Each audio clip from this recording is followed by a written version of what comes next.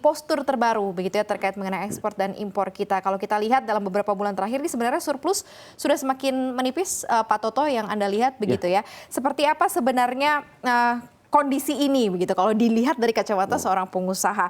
Kalau ketika ekspornya turun tajam, ya impornya juga sebenarnya juga turun secara bertahap gitu ya. Makanya kita lihat seakan-akan memang surplusnya akhirnya menipis begitu. Kalau Anda melihatnya seperti apa nih dari kacamata pengusaha, Pak? Kalau kita melihat memang kita lihat dari tahun ke tahun kemarin ada penurunan yang cukup besar sekitar 10% lebih. Dan memang kalau kita melihat di Oktober ini memang kita masih surplus. Tapi kita melihat ke depan bahwa kondisi ini juga memprihatinkan karena kemungkinan surplus itu juga akan menipis, semakin menipis. Apalagi kalau kita lihat bahwa saat ini pasar dunia juga sedang tidak baik-baik saja. Sedangkan pasar tradisional kita, Amerika, Eropa juga sedang mengalami kendala. Tapi yang terpenting lagi adalah China. Dan ini sudah akan terasa dari apa yang kita lihat, kita pelajari, bahwa China sendiri udah akan lebih melemah lagi tahun depan pastinya di crude palm oil, di batu bara, di nikel, semua akan melemah. Jadi ini ke depan memang cukup berat kondisinya. Dan kita melihat berarti Anda lihat bukan hanya saat ini saja, bahwa ini akan terjadi lebih panjang lagi. Lebih panjang. Apalagi kita tahu bahwa saat ini untuk manufaktur sendiri seperti garment, tekstil dan lain sebagainya, sepatu, PHK juga sudah terus terjadi kan.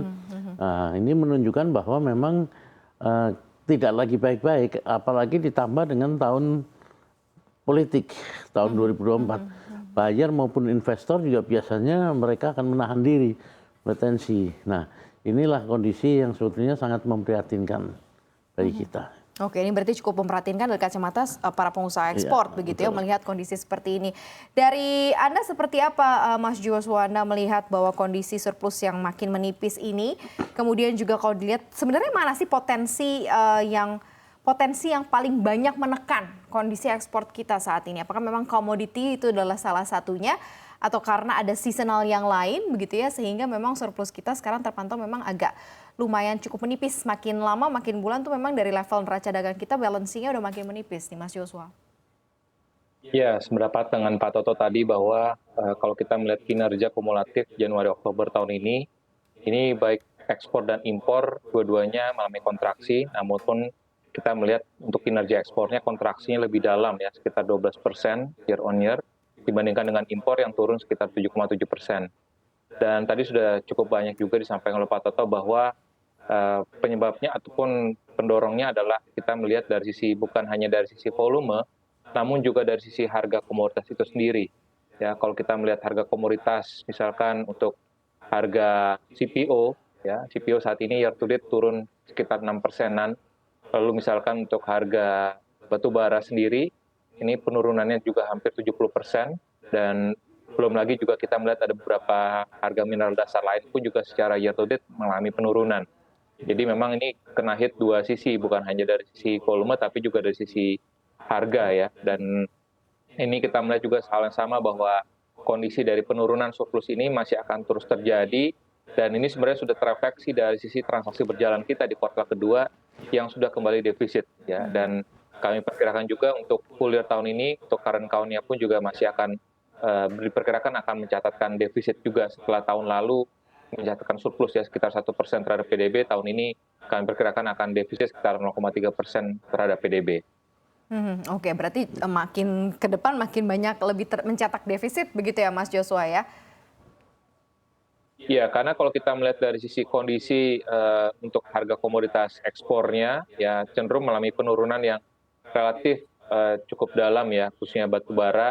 Namun kalau kita melihat dari sisi harga minyak mentah dunia, ini masih cukup stabil ya di kisaran 80 sampai dengan $90 per barel, sehingga itu yang menyebabkan makanya masih cukup tinggi dari sisi impor. Dan mungkin sisi positifnya adalah kita bisa lihat dari sisi dengan kalau bicara terkait dengan impor ya barang modal ya. Jadi kami mencatat sini untuk impor barang modal secara kumulatif itu masih tumbuh sekitar 9%-an. Dan ini artinya berkaitan erat dengan bagaimana kinerja investasi, dan ini terefleksi juga ya kalau despite bahwa ada ekspektasi dari investor asing yang cenderung wait and see jelang pemilu, namun kami mencatat di sini untuk beberapa sektor ya terkait dengan investasi, terkait dengan hilirisasi mineral dasar, lalu juga terkait dengan petrokimia dan juga pertambangan ya, ataupun telco ini realisasi investasinya masih besar sehingga impor dari sisi barang modal pun juga masih relatif cukup baik ya, sehingga itulah yang mendorong mengapa dari sisi kontraksi yang terjadi dari sisi impor ini relatif lebih rendah dibandingkan dengan kontraksi dari sisi ekspor, sehingga terjadilah penurunan dari surplus perdagangan Januari Oktober tahun ini yang berkisar sekitar kurang lebih sekitar 31 miliar US dollar dibandingkan dengan tahun lalu yang di Januari Oktober tahun lalu itu berkisar 45 miliar US dollar. Jadi memang penurunan cukup signifikan juga kita lihat. Baik, Pak Toto, Anda melihat seperti apa dari teman-teman para pelaku pasar khususnya ekspor sendiri, apa yang dilakukan, evaluasi apa yang dilakukan begitu ya dengan kondisi dari balancing kita saat ini, ekspor kita yang juga cukup turun begitu, apalagi tadi Anda bilang ini akan berlangsung agak cukup panjang nih, berarti mungkin ada evaluasi plus ada strategi untuk menghadapi situasi yang akan berkepanjangan ini. Ya, memang yang disampaikan Pak Yosua tadi betul. Faktor pengaruhnya juga cukup luar biasa. Tapi memang bagaimanapun juga kita sangat terpengaruh, terganggu juga dengan pasar tradisional yang ada. Amerika, Eropa, Jepang dan lain sebagainya. Dan juga tidak bisa lepas dari kondisi China saat ini.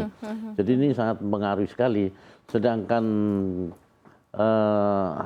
ekspor kita yang saat ini masih bisa terus berkembang adalah yang menggunakan sumber daya alam kita atau seperti furniture dan lain sebagainya masih bisa ini, tapi itu kan tidak akan signifikan karena begitu daya beli menurun juga menurun seperti sepatu, garment dan lain sebagainya juga sudah banyak yang akhirnya kontrak diputus sehingga tidak ada kontrak baru sehingga PHK terus berjalan. Ini masih terjadi sampai dengan menuju penghujung tahun ini ya berarti Pak Toto ya? Rasanya sampai di awal tahun masih akan terus karena ini kan dengan kondisi yang perang juga semakin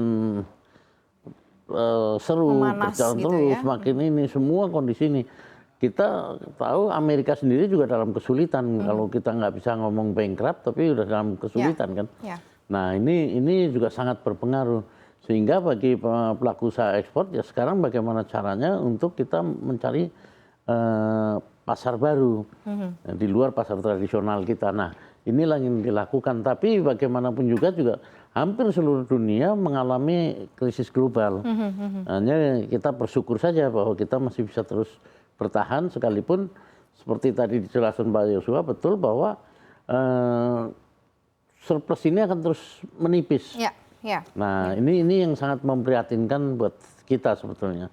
Tapi kita hanya bisa berusaha tapi bersyukurlah.